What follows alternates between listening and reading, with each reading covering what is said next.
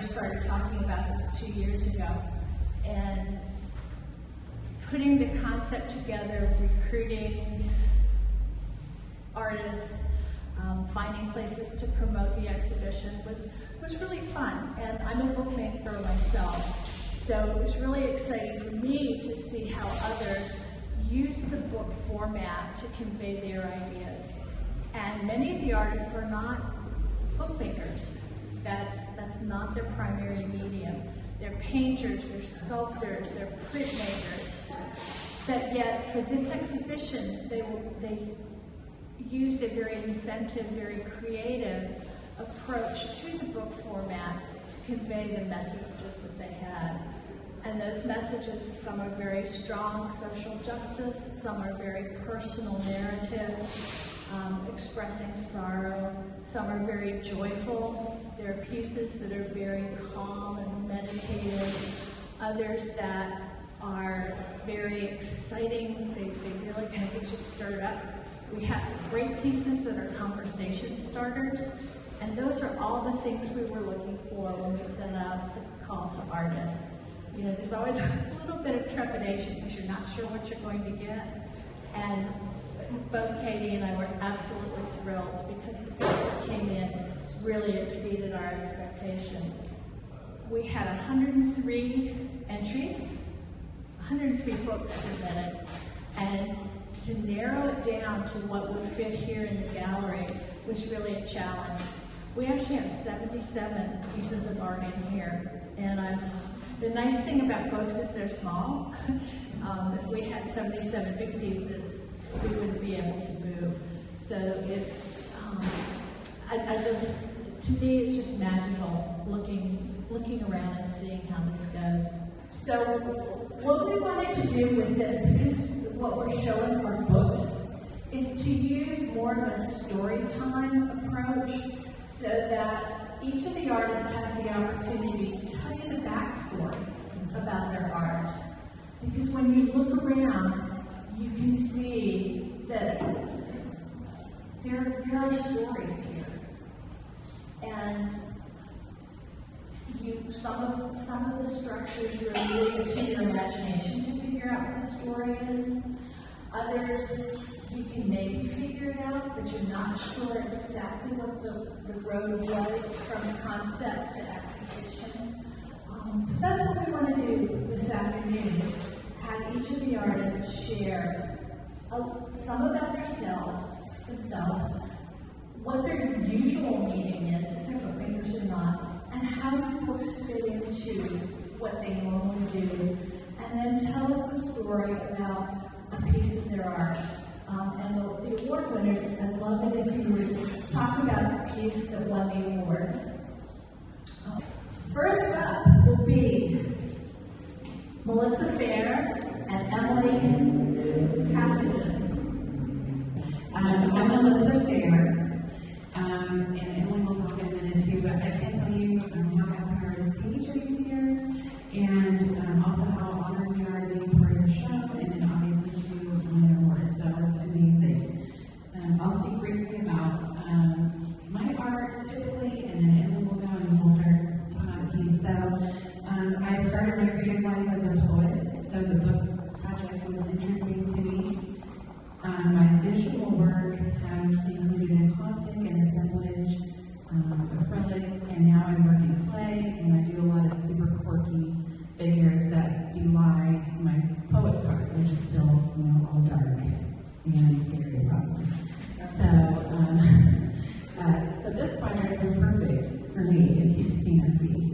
So, hi everyone, I'm Emily Passenden. As far as my work, I do actually a lot of abstract work with watercolor, fluid acrylics, alcohol inks. So this is unlike anything that I've ever created, but super happy to be here and be a part of the show. Art is something that is a little bit newer to me. I've only been creating art for about 2 years, so Melissa actually asked me if we might be interested in collaborating on a project together. And so I said yes, and super thankful that we did this. So a little bit about the piece. we actually were going to make two pieces. We were super ambitious.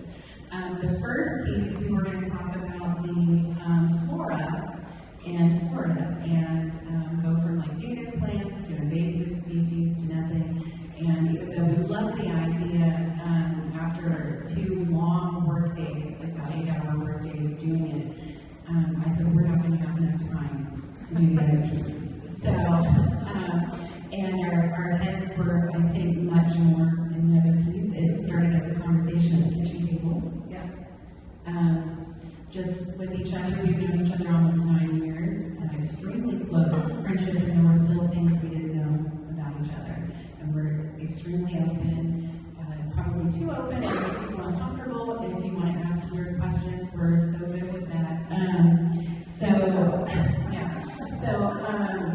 It was kind of surprising to find some things out about each other, and we thought, what about the other people we know in our close social group, which includes 2 sisters, a mother and a daughter, a co-worker, and belly dance sisters, and all different religions, life experience, and we just asked them if you were okay having your face in public with some things you never told anybody, and they said yes and emailed them to us. So at that point, as Melissa was saying, that organic conversation that we had about our secrets, and my mother is a part of this project, and being able to ask my mother to be part of something like this, and her response just be overwhelmingly grateful, and to feel super proud that she could be a part of something like this. And so whenever we received the secrets from all of the women, it was an interesting experience. It was interesting just receiving those words in emails, and a little bit, some of the words had no backstory, so we didn't really know what those secrets were, but they were all intriguing nonetheless. And so we started to think about, Melissa and I together, about how could we display those secrets in a way that showed each woman telling their own personal story.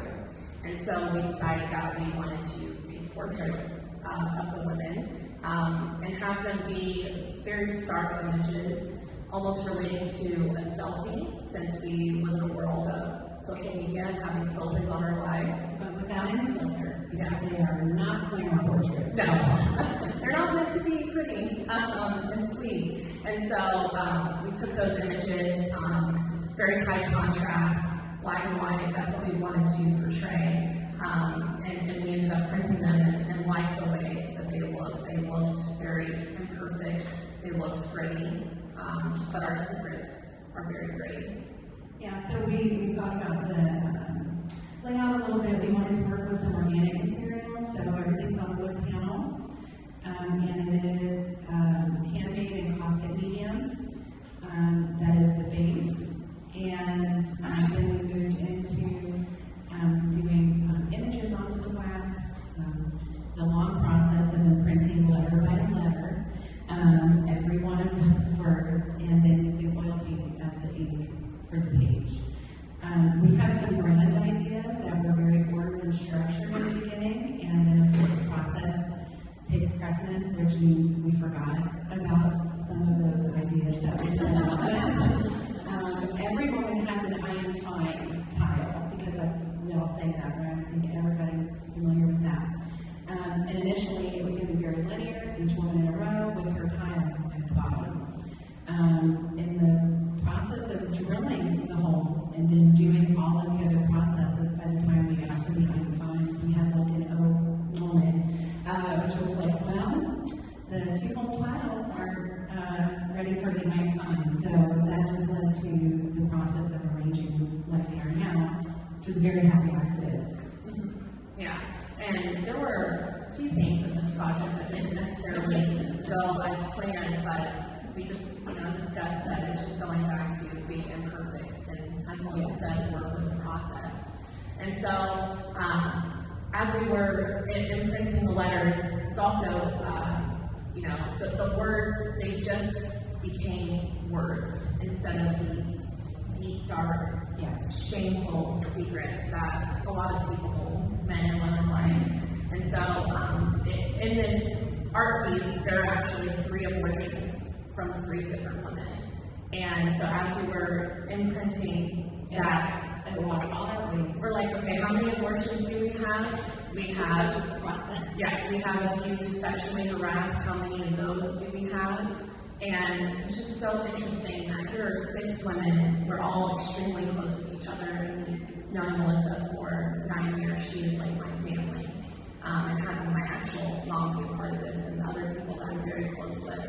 We all have similarities in our secrets, and a lot of which we never shared with anyone But before. the good thing was also, which I think could be surprising, women were willing to admit things where they were not the victim, right? So this is not a victim statement. It's just us sharing because there were women in there speaking about maybe being the one who has been the cheater or being the abuser or having anger issues. And so I think that might be the surprising moments in the piece. Thank you so much.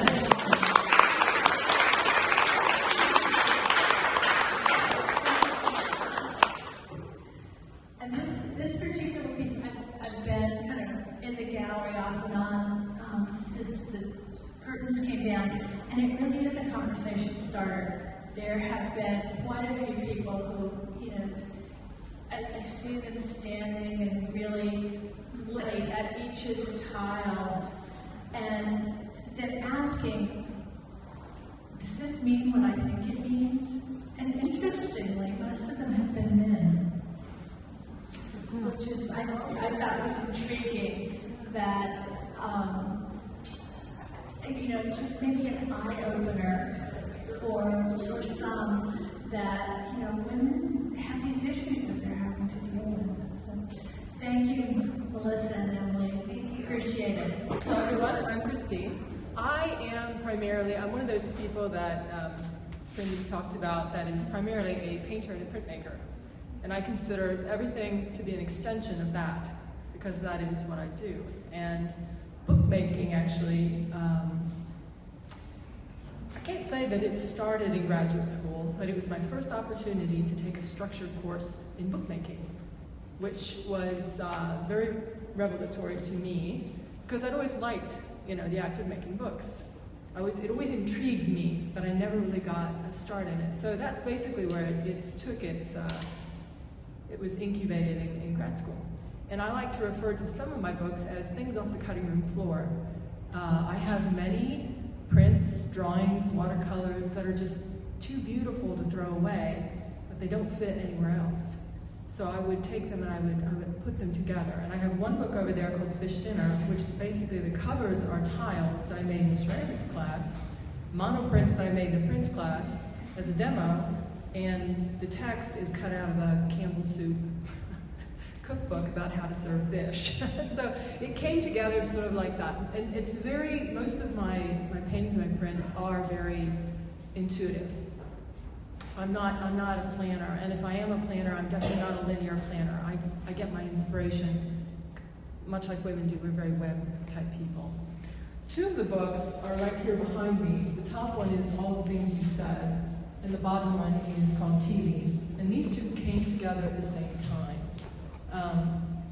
Make a little parenthetical statement. My mother, every year on my birthday, she would send me a birthday card. I lived for 30 years in Italy, so I was away from home for a very long time. But my mother would send me a birthday card, and she would always remind me of the day that I was born. She would talk about the color of the sky. My father had to get called in, you know, the words. It was the whole thing. And these came, for some reason, when I was thinking about talking about it, I was like, you know, that reminds me of Mom and my birth story. So the top one is pretty much a birth story. I had a relationship that left me perplexed at a certain point. And at the same time, I was taking this bookmaking course, and we were learning about how something as simple as an accordion fold can become a myriad of other things. And one of them was this flag book, which I loved.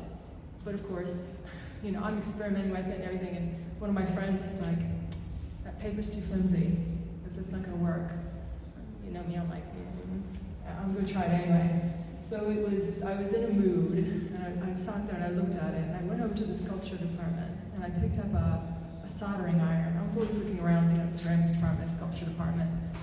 And I sat there one very hot day in July in Miami, outside the sculpture lab with a soldering iron, and I just burned the edges of each one of those little flag pieces, and sat there and thought of my relationship, that it wasn't even disintegrating or imploding or whatever. I can't even explain it, but man, that soldering iron. And it took me like 7 hours just sitting there, burning and burning and burning. And then I glued them in. And when I opened it up, it's very flimsy and floppy.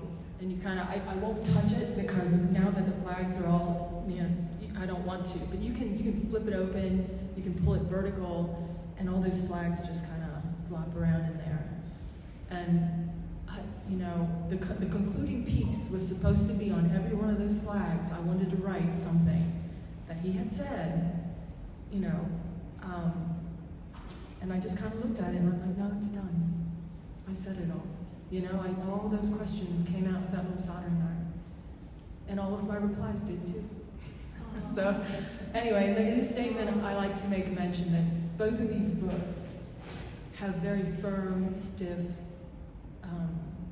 beautiful outer covers, and they close up nice and tight, and they look like a good book, but when you open them, the insides just kind of flop. Bookends, and you put it back together, and it's there again. So it's a very interesting piece, and I was also very pleased that Robin had picked up on that. She had made a nice mention of it in the video. So those are my books. Thank you. One thing that's very unusual before I close up, as a painter, I am known for my wild and crazy colors. Not here.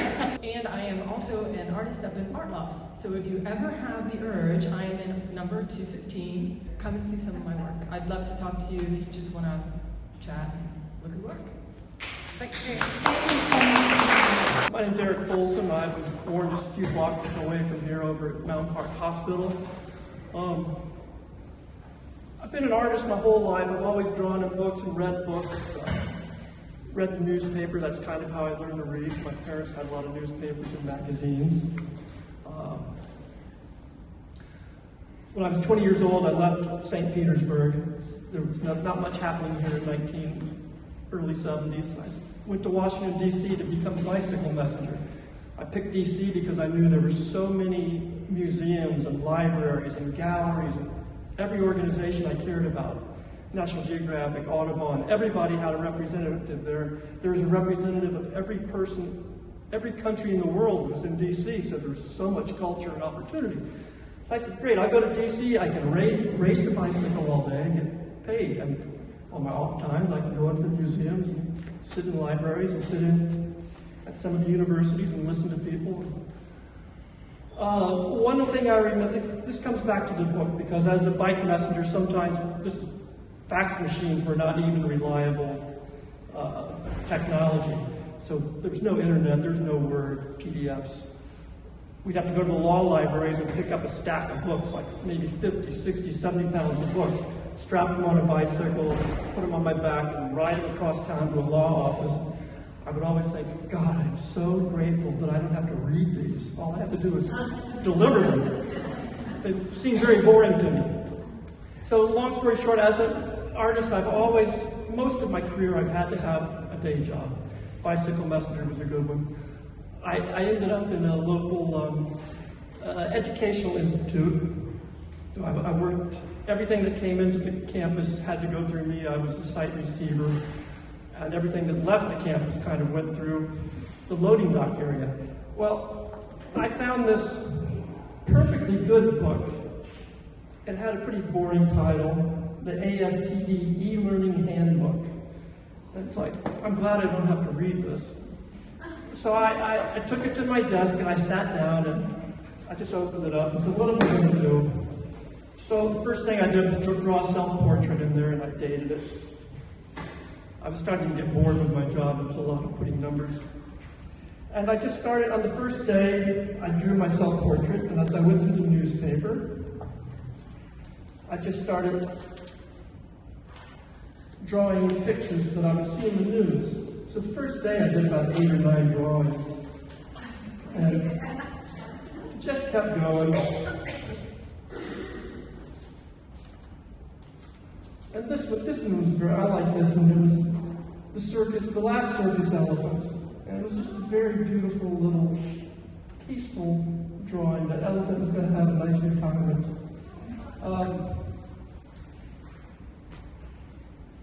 So each day I would try to make a drawing. I'd just go through the newspaper to find something to draw, and I would draw a picture.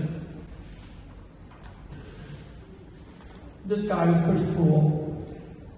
He was an old guy who just loved to fish. And often in the book, while I was drawing, I would see some kind of words that would go along with and highlight what was in the story. And this one I highlighted. It says, facing up to the challenges. His challenges were getting old and not being able to get out of his boat so much anymore. This was a great headline. Raises beef, fills bag, cuts, runs. So it's been a fun project. This loggerhead turtle, little baby trying to go into the ocean. It says, advantage, rush to take advantage, significant barriers, promises. This loggerhead's trying to get into the Gulf. Alligator handler. It was just fun. It would bring me. The newspapers are so full of depressing stories that I would just find that something enjoyable and try to put it down on paper to remember it. And this was very poignant. This is Muhammad Ali's brother at his brother's funeral, and the pastor was comforting him as he cried, as he wept. We all felt I felt very sad when Muhammad Ali passed away. But there's many of these pictures. The ones that have little hair clips on them are some of my favorites. That's why I put the hair clips on there. This guy, man bun creeper, under arrest. I highlighted the word sap. But it's been a great project, and when I heard that Florida CraftArt put out the call to artists, I said, well, I've got this book that I started years ago, I should get on it. So that's what I did. I started working and carving it out.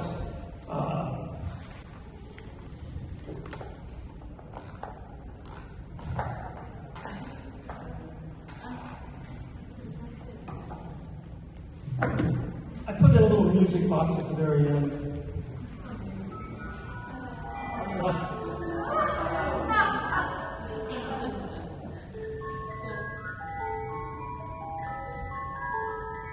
It's an American story. The cover. It has beautiful hinges on it.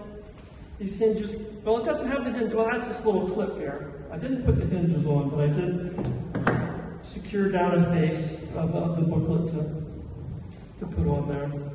But it's just been a fun project for me. I'm usually a metal artist. I work with bronze and copper. Started out making jewelry. One of my day jobs, which was really great, was as an apprentice. I was paid to work for a guy that was doing bronze and copper jewelry. He hired me to work for him. And that's been my main medium. But this has been a great project. And books have always been a big part of my life. And all of our lives, I'm sure. But thank you very much. Even though I'm really new to gallery art, I've actually had 3 lifetimes in art. So my first lifetime was in the performing arts. I started dance as a kid in Chicago, and then from there I went on to the University of Illinois. I got a bachelor's, I got a master's in contemporary dance. I had a company, I choreographed, I performed, I started a dance department in a performing arts high school in Texas. I taught in the dance department in the University of Wisconsin in Madison, and then from there on I went to NYU and I did a PhD in dance history. And So that was the first lifetime. My second lifetime was in the medical arts. I went to medical school, became a doctor, and worked as a board-certified internist for 25 years. I went to Mozambique for 3 years, to Central America, I'm sorry, for 3 months.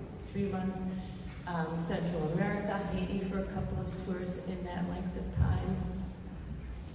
And then my third lifetime is now in the visual arts. And I've been working in stained glass, which is this piece, and in encaustic. So I started stained glass actually in the early 1970s, like a lot of us old hippies did, stained glass and beadwork and macrame and all that stuff. Never really had a chance to go into it with any thoroughness, because I was married, raising a family, going to school. And so that kind of fell out on the wayside. But the love of stained glass stayed in my heart all the time. In my second lifetime as a doctor, I was divorced, raising my kids, taking care of my elderly parents. My mother lived to 101. I'm going to grab that as a benchmark for myself. And I did a little stained glass, but again, I couldn't really go into it. But my third lifetime, I married my high school sweetheart and moved to Florida. And now, I've got all the time in the world, I've got the facility, I've got the materials, so that's what I've been doing lately, and have recently started to do some gallery work. Florida CraftArt and one other exhibit here, before that, several other galleries. So then when the call for books came up, I'm like, what can I do? And then I thought, well, okay, stretch a little, think about this. So I thought, okay, glass and a book. I'm gonna make a flip book. One of those flip motion things, like a cartoon that goes. And so that was the concept. And it is a sunset. And the thing that I really enjoy now in the way of glass work is glass plating. So I do contemporary glass windows, commissions, whatever.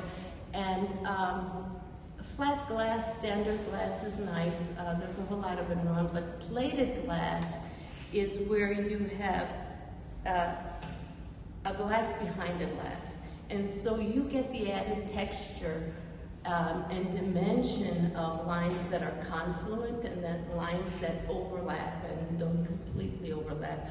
So I thought that would bring out the concept of water and the sun, and actually probably my most interesting plated piece now is in the Imagine Museum. It's a pelican, and it's 2 flat pieces soldered together at the edges, and then there's a third layer in places of the feathers and the water and just accentuating. And that's what I love about glass.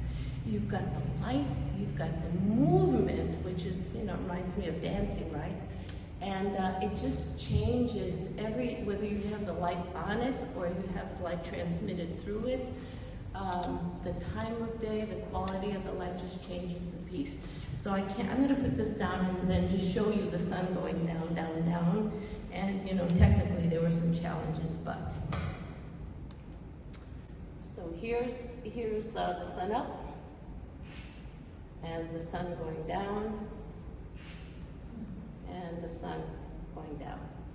So that's what I did with this. I had a lot of fun doing it. I'm also going to tell you in two sentences the other work that I did. And so now the last couple of years,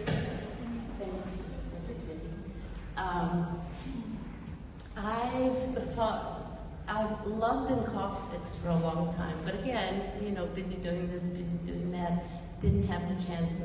And like they say, I'm retired, I've got nowhere to go and all day to get there. Well, that's kind of, the flow that I've gotten into. So encaustic, I was thinking of books, and when I thought of great literature in Florida Hemingway came to mind, obviously, because of his connection with the Florida Keys and his home there. And so I thought of that, and the last book that Hemingway wrote was A Movable Feast. And if any of you have read it, it's actually a memoir of his early days in Paris. And he talks about being a starving writer there.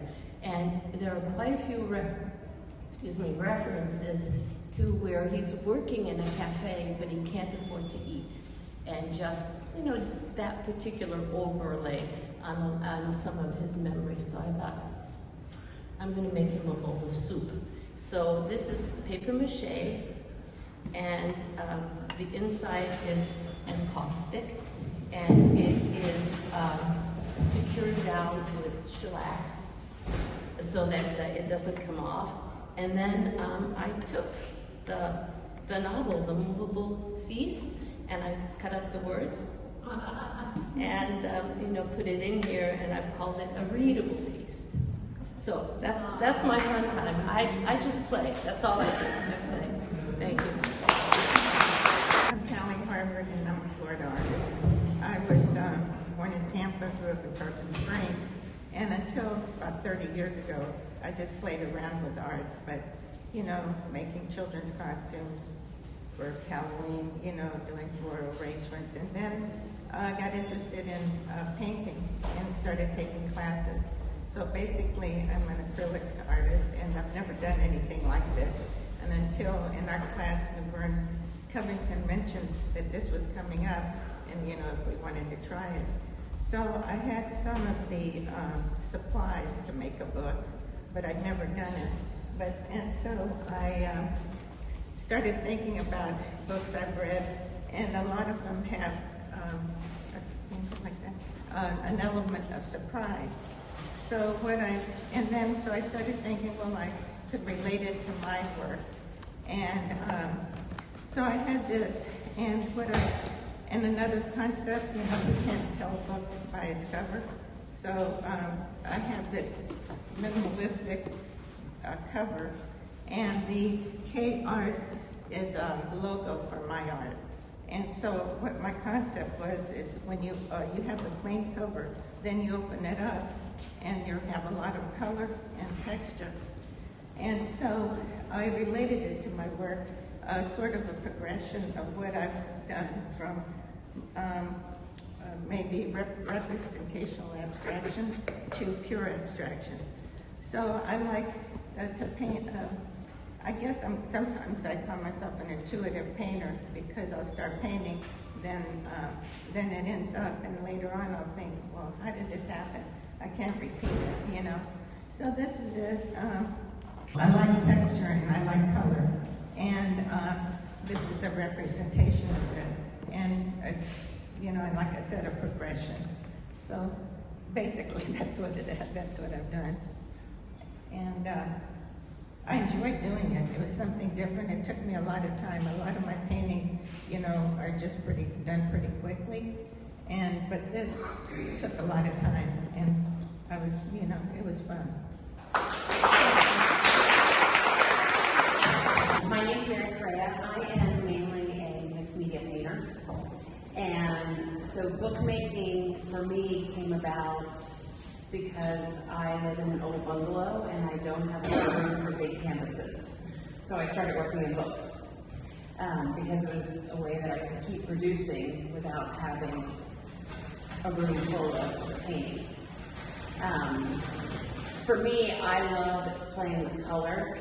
I'm an abstract painter mostly, and so I love contrasting color, contrasting sizes, contrasting shapes. So as you can see, this book is outside of everything I just told you that I did. So I kind of feel like my art, I have two different personalities, because I have this girl who loves color and movement and size and big. I mean, I like to work big. I like to work little, teeny tiny. That little matchbook book that's over there is also mine, so I like to work the size of a matchbox. So I like everything. But when it came to books, I also have this obsession with history. And whenever I go to a thrift store and I find a pile of photos that was some family photos, number one, it breaks my heart that somebody didn't value family photos and they just threw them in a thrift store. And so I tend to buy them all. So if you've gotten rid of any photos and you want them, I probably have them. And in my mind, I make up little stories about them. So I have this picture here that's on the front. I named her Edith. That wasn't her name.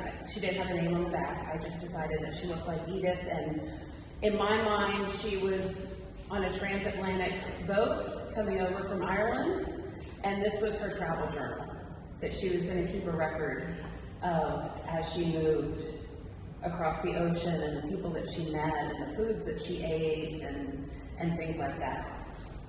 So like I said, a very far departure from my normal teaching, my normal painting style.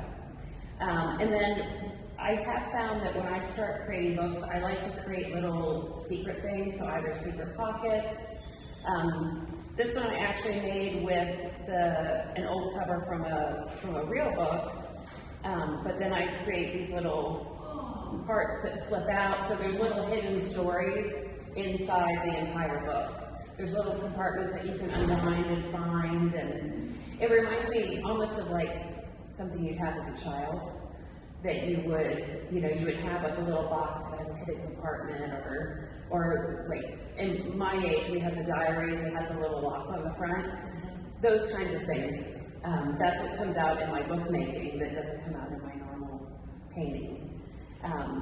Bookmaking became an obsession for me during the pandemic, since I'm also a teacher, an art teacher, and I wasn't teaching any in-person classes, so I had all of this creative energy that wasn't going anywhere. So I started making books, and within a year and a half-ish, I had made 100.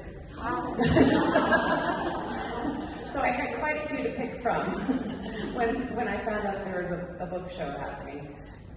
So inside of this one, there is a little secret compartment here that opens up, and then this opens. So there's more envelopes on the sides. This inside section is a mix. I love all mediums. My favorite saying is I've never read a supply I didn't like. So I like fabric, I like thread, I like paint, I like image transfers, I like encaustic, I like oil, I love it all. So this book kind of is a compilation of everything. Again, with little secret pockets, and then there's another secret compartment at the back here. So this one is also a flag book. So just like you were talking about, this one, I started creating this one probably about 6 months into the pandemic, and it was just a style that I had seen, and I typically saw flags that were the same size, and I just wanted to start playing around with flags of different sizes, even so that they were backed with different sizes, because it's almost like there's a little secret, there's a theme here, secret compartments. There's little secret pieces that are in here. And this kind of goes to my love of sewing and stitching and fabric, and so I was able to put a little bit of everything in this one. So this one is much more of like an art book that would have just little pieces of art all the way through, and it's kind of a changing. If you had it sitting up, you could always just have different pages each day. Thank you. I was really intrigued because we have 3 different flag books in the exhibition, and they are all so different. And that's one of the exciting things about making books is you can use the same structure, but the result that you get, depending on the materials you use and the design and what your intent is, they can look very, very different. And it's thank you. Any more questions? So this is Laverne Covington, and she's going to tell you about her beautiful book.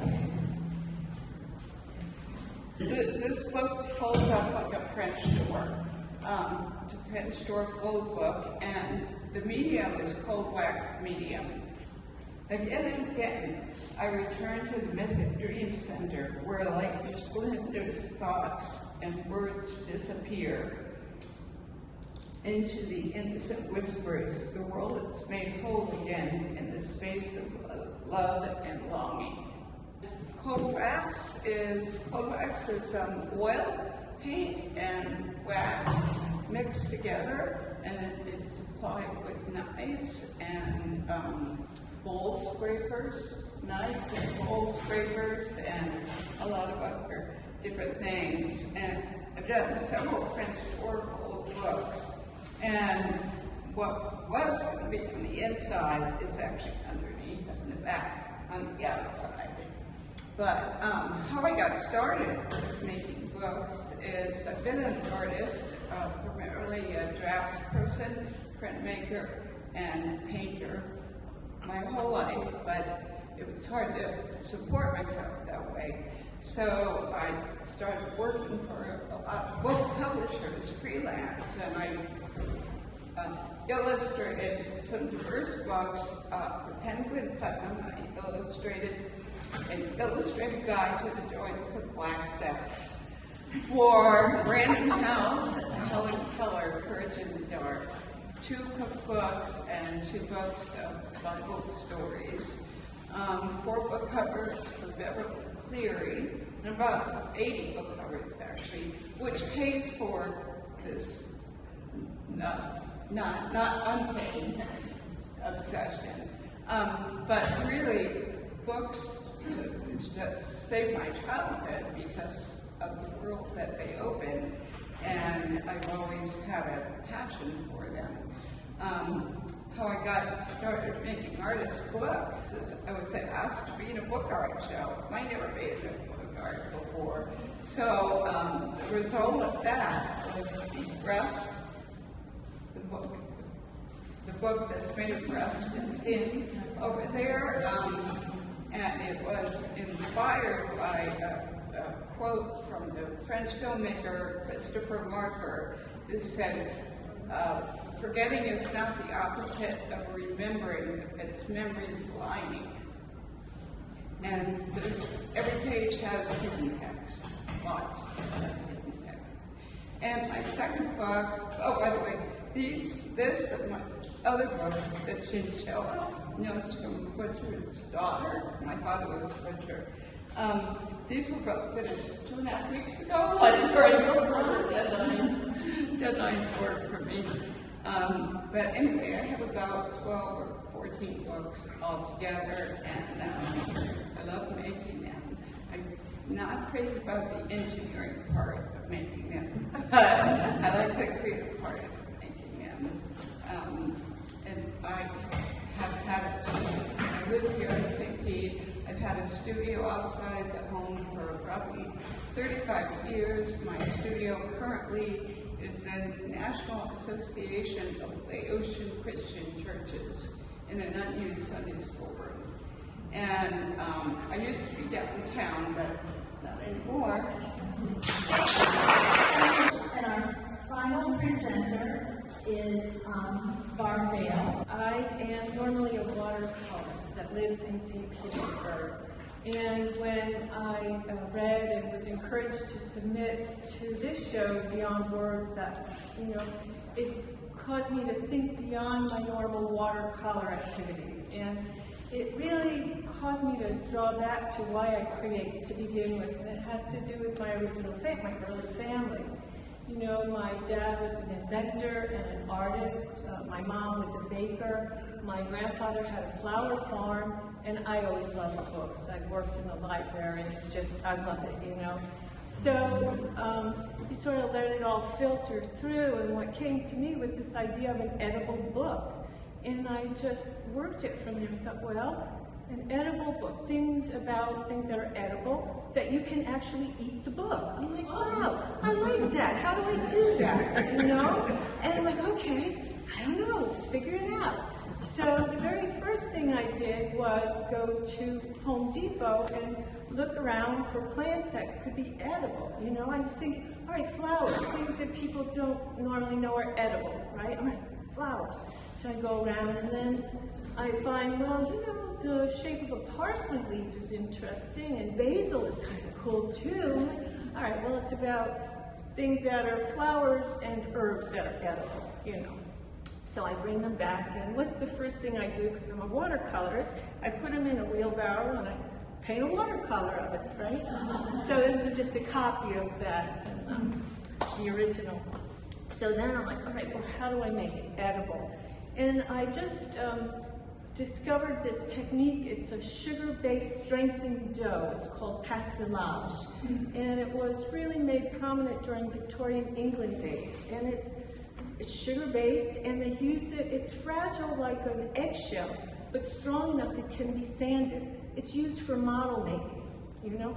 So that's what I developed, was working with this pastelage. So I didn't only just go back, I didn't always create, right? Let me just step back. Where did I start, right? So I worked in the medical sciences for decades and spent several decades with a very productive career in pharmaceuticals, and then quit to go sailing in the Caribbean for a few years. So I sailed to all these exotic islands and with my now husband, who's here.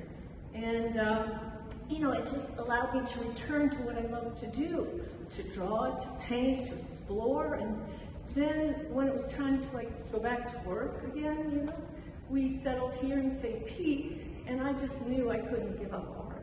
It had to be part of my life. So that was more than 20 years ago.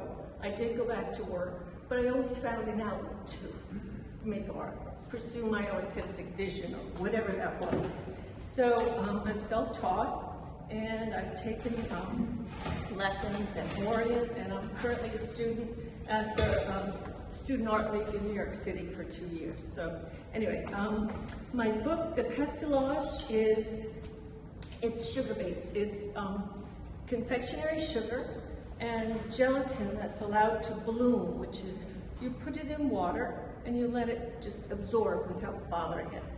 And then you take a mixer, electric mixer, and you blend it from like a cake batter to a dough like bread, so it can be kneaded. And you add water to make it more moist, or cornstarch to dry it up. So once it's all in dough form, takes a long time, then you put it in the refrigerator. It's got to set for at least 24 hours. So how I did this was I would make a few pages a day. I'd take a little piece, I'd learn trial and error. It was a lot of pastelage recipes until I finally made my own for this.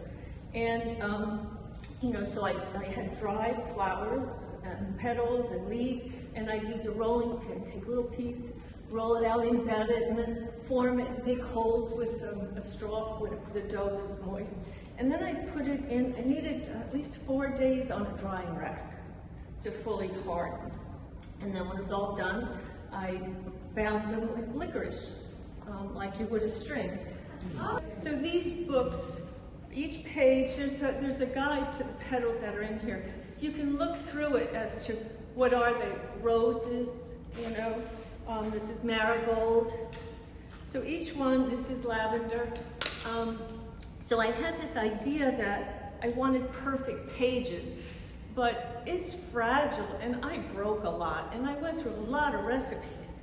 So I thought, well, in fact, I almost gave up. It was like, and then I made another batch, and I'm like, okay, so I got some perfect pages, but now I have a whole bunch of broken, marred pages with chips. I'm like, well, but those are still beautiful, and they're not all in here. And I'm like, you know, the failures are really still good too. They got a lesson, and they're beautiful, and you know, like, all right, I want perfection.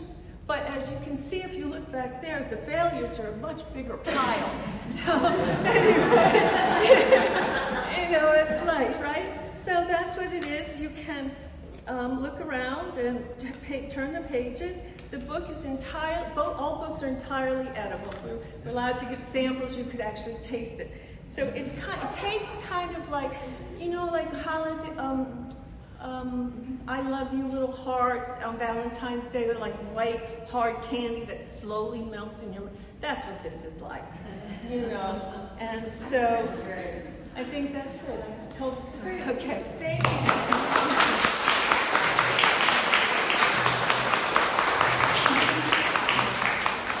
I am really impressed with the stories that we've heard this afternoon. I mean, I knew we had a really awesome group of artists exhibiting, but I really appreciate all of you being willing to come tell your stories and introduce yourselves to us. Books have always been part of my life. According to my baby book, one of my very first words was book, and my first sentence was read me book. My grandmother used to sit in a rocking chair, holding me in her lap, reading Robert Burns poetry to me. I just want to mention some of that. So, and I made my first book in first grade. It was many pages on that, wide-lined paper with my painstaking printing. It was about dairy products. And I cut out little pictures of canned milk and liquid milk and cows and cheese and stuff. And because I had been to kindergarten before we moved to Florida, I actually could read and write. But my first grade teacher didn't believe I did it by myself because it was like advanced for the rest of the class. But it should have been, apparently it was a premonition because I ended up getting a master's degree in nutrition and spending 30 years as a nutritionist. Who knew? We're very excited. We have a number of other events coming up, and they're in my pocket. I have my glasses so I can read this. We do have another set of artist talks, and we have a big group of folks for that one. That will be Saturday, July 30th at, I think it's 4 in the afternoon, and that will sort of segue into a closing event for the exhibition. We have coming up on Saturday, June 25th, Roy Peter Clark will talk, Please Judge My Book by Its Cover, on collaborations between writers and visual artists. So that sounds really exciting. I might drive back across the state for that one. Let's see, what else? On Tuesday, June 28th, we have Celebrate the Power of Pride with Becoming Flow author Deb Carson. So that should be really interesting. And then there's the second Saturday art walk in July. I had a blast yesterday, so that was fun. July 23rd, make a book in the Creative Discovery Workshop for children and their families. That will be really fun. The thing I love about books is anybody of any age can make them. If you can fold a piece of paper, you can make a book. And then I will be teaching a workshop on July 30th on making one-page wonders. They're folded books in different configuration, pocket books, a do-si-do, the little 8-page zine. So it's kind of fun. I like them. They're portable and they're size scalable. You can make them any size once you learn the folding techniques, and you can sew signatures in them. So it's a nice sort of basic structure to know because there's a lot you can do with it. Thank you all so much for coming. I hope you take a minute while it's not quite so crowded in here to look around and check out the works, because the artists who talked today, many of them have multiple pieces here that I didn't let them talk about. So thank you, appreciate it.